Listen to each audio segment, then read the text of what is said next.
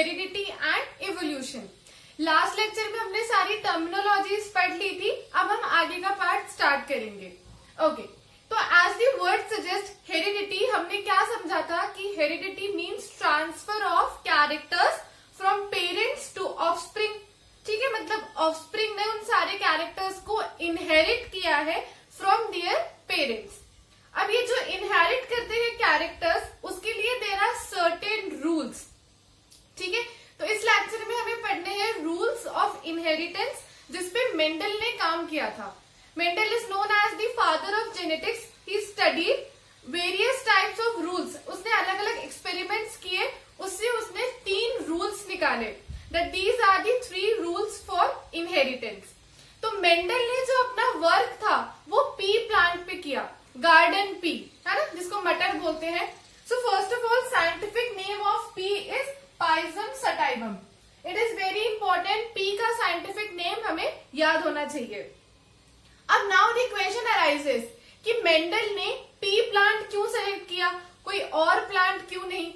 C, the reason for selecting P plant are this much. बहुत सारे reasons है कि पी प्लांट क्यों सेलेक्ट किया बाकी प्लांट्स के ऊपर। So let's start. This is also a 2 marks question, that what are the reason for selecting P plant. सबसे पहला, it is easier to grow in the garden. बहुत ही कॉमन प्लांट है, तो गार्डन में इसको ग्रो करना बहुत इजी होता है। Secondly, the flowers of these plants are bisexual. Bisexual से मतलब कि एक ही फ्लावर में मेल पार्ट भी होगा एंड फीमेल पार्ट भी होगा। So the flowers are bisexual, so it is easy to self-pollinate and also cross-pollinate. Secondly, it is easy to obtain pure breed plant through self-fertilization. अगर हमें उसी plant की pure breed चाहिए, तो हम उन प्लांट्स को सेल्फ फर्टिलाइज करा के उस प्योर ब्रीड को ऑब्टेन कर सकते हैं। Next reason is these are easier to maintain. High maintenance required नहीं होती, बहुत ही इजी होता है मेंटेन करना। And lastly, the different physical characteristics were easy to recognize and study. अब मेंडल ने इस पी प्लांट में 7 कैरेक्टरिस्टिक्स को स्टडी किया, तो वो कैरेक्टरिस्टिक बहुत ही इजी थे आइडेंटिफाई करने के लिए भी एंड उस पे स्टडी करने के लिए भी। Also these plant were disease resistant, so that और फास्टली नई जनरेशन इसमें प्रोड्यूस होती थी। So these were the benefits that why pea plant was used for the experiment of Mendel. अब मेंडल ने टोटल 7 कैरेक्टर स्टडी किए P plant के, ठीक है, जिनमें से सबसे पहला है सीड शेप। द सीड, जो हम सीड प्लांट करते हैं तो उसका शेप एंड उसका colour, seed shape and seed colour. Third is flower colour. Flower colour किस टाइप का है? Pod shape and pod colour.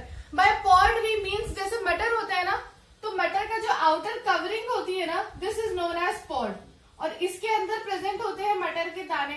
So the outer covering is known as pod. So 4th and 5th character are pod shape, इसका shape कैसा है and इसका colour कैसा है। 6th one is the flower position, कि flower किस position पे located है, and the last one is height of stem. अब इन सब में these are the dominant characters and these are the recessive characters. Like in seed shape, the dominant character is round, so it will be represented by capital R, capital R.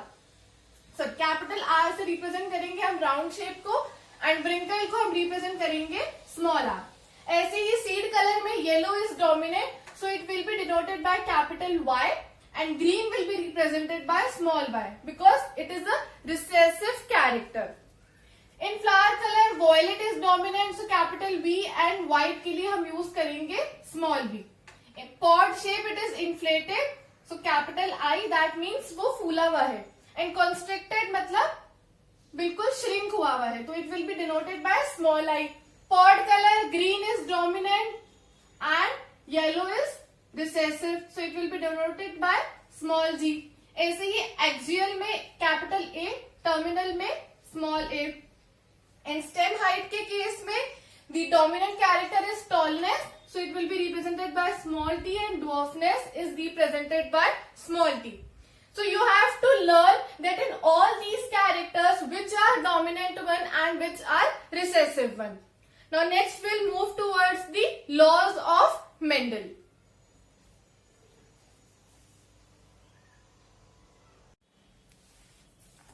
Okay, now first law of Mendel is law of dominance. Law of dominance is also known as Mendel's first law of inheritance. इसको Mendel का first law भी कहा जाता है inheritance का, क्योंकि सबसे पहले मेंडल ने यही लॉ दिया था. So this law states that when parents with pure contrasting traits are crossed together, only one form of trait appears in the next generation, and the hybrid offsprings will exhibit only dominant trait in the phenotype.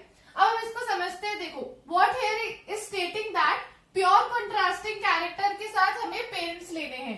That means if I consider height as a gene, तो उसके दो contrasting character है, tallness and dwarfness, और इसने कहा है कि हमें प्योर लेने हैं parents. So for tallness I will take it as capital T, and for dwarfness small T, because we have to take pure character. So these are the parents. ये parents हो गए. अब इसके जब गेमीट्स बनेंगे तो what will be, these will be separated, capital T, and here the gametes will be small t. These are the gametes. अब यहाँ पे लिख रहा है कि when these are crossed together, अब हमें इन्हें क्रॉस करना है. So once this capital T will fuse with this small t, and एक बार यही capital T इस small t के साथ फ्यूज करेगा. नेक्स्ट टाइम क्या होगा, this capital T will fuse with this small t, and this capital T will fuse with this small t. तो दोनों ही केस में रिजल्ट आएगा capital T small T, and same with the case of this capital T small T and capital T small T. So यहाँ पे genotype इनका different है, but अगर हम इसको देखें, सो all the plants that were obtained in F1 generation all were toll. तो इससे मेंडल को क्या पता लगा कि जब उसने प्योर पेरेंट्स लिए थे जिसके कॉन्ट्रास्टिंग कैरेक्टर्स बिल्कुल प्योर थे, जब ऐसे पेरेंट्स को आपस में क्रॉस करवाया, तब F1 जनरेशन में जितने भी प्लांट्स मिले all were toll. That means in दोनों ट्रेट में से किसी एक ही ट्रेट ने अपने आप को एक्सप्रेस किया है. So the character which is being expressed in the F1 generation is known as dominant character. ठीक है, यहाँ पे क्या हुआ कि इस टॉलनेस ने इसको सप्रेस कर दिया, यानी कि ड्वार्फनेस वाला जो ट्रेट है वो शो नहीं हुआ है. So here dwarfness is the recessive character and tallness is the dominant character. Pure parents को क्रॉस किया, जनरेशन में हर में हमारे पास कैपिटल टी स्मॉल टी है, बट चारों ही केस में द कैपिटल टी वाला जो ट्रेट है that is dominant over the small T. That's why all the plants which were obtained in F1 generation were tall, and as a result, the tallness is the dominant character. So the law of dominance हमारा हो गया कि pure parents को cross किया तो सिर्फ एक ही trait ने खुद को एक्सप्रेस किया, और जो एक्सप्रेस हुआ है that is the dominant character. Now next law is law of segregation.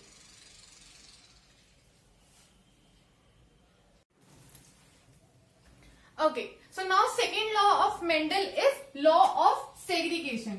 सबसे पहले तो segregation word का मतलब होता है to separate. तो what law of segregation says that during the formation of gametes, each gene separates from each other so that each gamete carries only one allele for each gene. जैसे height एक gene है, suppose height is a gene, और उसके दो अलील है, एक capital T हो गया, एक स्मॉल टी हो गया, टॉल एंड ड्वार्फ. तो ये कह रहा है, लॉ ऑफ सेग्रीगेशन कहता है कि जब गेमीट्स बनते हैं तो हर गेमीट में उस अलील, उस जीन का एक ही अलील प्रेजेंट होता है. Okay, next statement is the pair of allele segregates. जो अलील का ये पेयर है वो सेपरेट हो जाता है. This is proved bye a monohybrid cross. तो मेंडल ने क्या किया, देखो अभी हमने प्योर प्लांट्स को जब क्रॉस कराया था लॉ ऑफ डोमिनेंस में, जब प्योर पेरेंट्स को क्रॉस कराया था तो हमें जो F1 जनरेशन मिली थी दिस वाज बिग. सारे प्लांट्स टॉल थे. This is our F1 generation जिसका जीनोटाइप था capital T and small T. तो ये सारे जो टॉल प्लांट्स है F1 जनरेशन के, दीज आर क्रॉस टुगेदर. अब जो F1 जनरेशन में जो प्लांट्स आए हैं उनको क्रॉस किया गया है और फिर जो जनरेशन ऑब्टेन हुई है that is the F2 generation. So what happens is, देखो ये F1 जनरेशन है तो these will be the parents capital T and small t.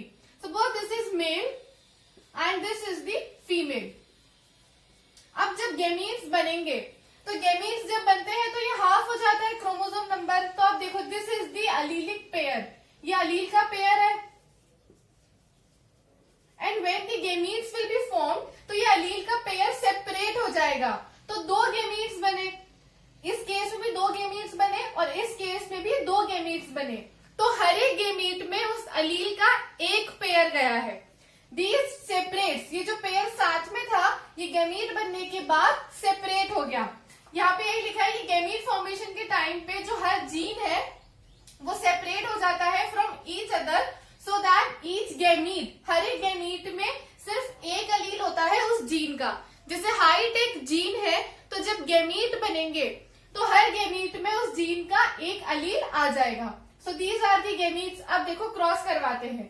This cross is known as monohybrid cross. Mono इसलिए क्योंकि यहाँ पे हम सिर्फ एक कैरेक्टर को स्टडी कर रहे हैं जो कि है हाइट. ठीक है, अब देखो एक पेरेंट्स हमने यहाँ लिख दिया, these are the male parents and these are the female parents. अब जब हम इसे क्रॉस करवाएंगे so capital T will give us tall plants and then again this capital T will fuse with this to give tall plant, capital T small t. same with this case and last में जब small t fuse करेंगे तो dwarf plants obtain होते हैं. This cross is known as monohybrid cross. अब इस monohybrid cross का phenotypic ratio हो जाएगा 3:1. phenotypic मैंने बताया था जो externally visible है हमें characters. अब देखो इन चारों में से these three plants are tall. So tall is to dwarf का रेशो, मतलब ये हम देख सकते हैं कि कौन से plants tall है एंड कौन से dwarf.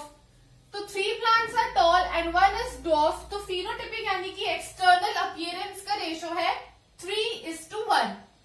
नेक्स्ट आता है जीनोटिपिक रेशो. जीनोटिपिक मतलब उसका जेनेटिक मेकअप कैसा है. तो genotypic ratio of monohybrid cross will be 1:2:1. That means हमारे पास कैपिटल T वाला एक है तो वो 1 हो जाएगा. Capital T. दो हमारे पास है capital T small t, so that will be 2 and 1 is of small t. That means हमारे पास 3 तरह के जेनेटिक मेकअप्स है. तो जीनोटिपिक रेशो हो जाएगा 1:2:1. In short law of segregation कहता है कि जब गेमीट बनते हैं तब अलीलिक पेयर सेपरेट हो जाते हैं. हर एक गेमीट में उस अलीलिक पेयर का एक एक पार्ट चला जाता है. Segregation means separation. Now next and third law, last law is of law of independent assortment.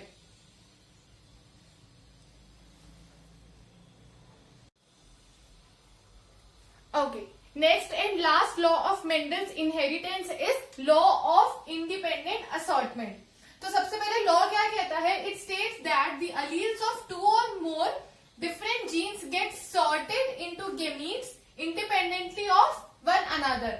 मतलब द allele a gamete receives for one gene does not influence the allele received for the another gene. ये तब काम में आता है जब हमें दो कैरेक्टर्स एक साथ स्टडी करने होते हैं, और जब हम दो कैरेक्टर्स एक साथ स्टडी करते हैं so that cross is known as dihybrid cross. Dihybrid cross पढ़ते टाइम पे हमें लॉ ऑफ इंडिपेंडेंट असॉर्टमेंट काम में आता है. जैसे सपोज करो यहाँ पे मैंने दो कैरेक्टर्स लिए, the brown and yellow coloured. अब इसमें क्या कह रहा है वो कि जब the allele a gamete receives for one gene, किसी एक जीन के लिए उस गेमीट में जो अलील आ रहा है वो इन्फ्लुएंस नहीं करेगा दूसरे अलील को जो दूसरे जीन से आ रहा है.